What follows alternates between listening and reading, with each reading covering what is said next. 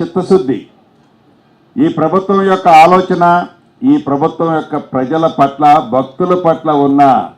శ్రద్ధ ఏంటి అనేది ఈ విషయం ద్వారా మీకు తెలియజేస్తున్నాను. గత ప్రభుత్వం ఇదే సమ్మక్క సారలమ్మ జాతరకు 75 కోట్లు ఖర్చు పెట్టిందని చెప్పుకొచ్చింది. కానీ ఆర్థికంగా అనేక ఇబ్బందులు ఉన్నప్పటికీ, ఆర్థికంగా ఈ రాష్ట్రం అధోగతి పాల్లో ఉన్నప్పటికీ సుమారు గౌరవ ముఖ్యమంత్రి రేవంత్ రెడ్డి గారు ఇప్పటికే 110 కోట్లు ఎక్కడ నిధులకు ఇబ్బంది లేకుండా,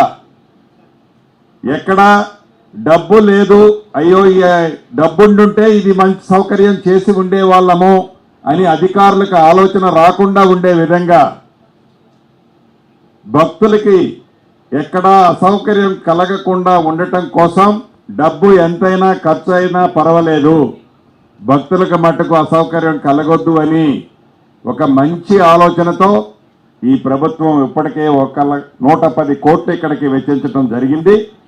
సుమారు అద్భుతంగా ఈ 110 కోట్లని ఖర్చు పెట్టి రేపు 21వ తారీఖు నుంచి 24వ తారీఖు దాకా అద్భుతంగా ఈ జాతర కార్యక్రమాన్ని ఇక్కడ మనం చేసుకోబోతున్నాం. ఈ జాతరకి సుమారు ఇంకా 2 కోట్ల మంది భక్తులు ఈ సంవత్సరం అమ్మవార్లని దర్శించుకోవటం కోసం వస్తున్నారని మాకున్న ఇన్ఫర్మేషన్. ఈ 2 కోట్లు కాదు, ఇంకా 50 లక్షల మంది ఎక్కువ వచ్చినా వారందరికీ అన్ని సౌకర్యాలు ఈ ప్రభుత్వం ఈ మేడారంలో ఈ జాతరలో ఏర్పాటు చేసింది అని మీ ద్వారా యావత్ ఒక్క తెలంగాణ రాష్ట్ర ఆదివాసులకి, ఆదివాసేతరుల బిడ్డలకే కాకుండా పరిసర రాష్ట్ర ప్రజలకి కూడా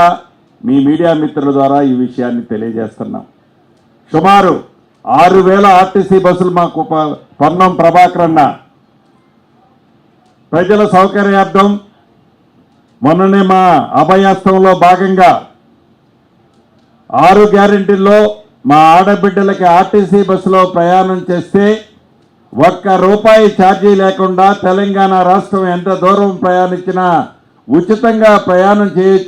చేయవచ్చు అని ఏదైతే హామీ ఇచ్చామో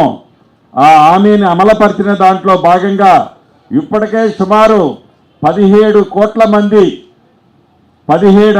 మంది జీరో టికెట్తో తెలంగాణ రాష్ట్రంలో ప్రయాణించారు. ఈ జాతర అందరూ నా ఆడబిడ్డలు ఈ సౌకర్యాన్ని వినియోగించుకోవడం కోసం ఇంకా ఆర్టీసీ బస్సులు అదనంగా అవసరం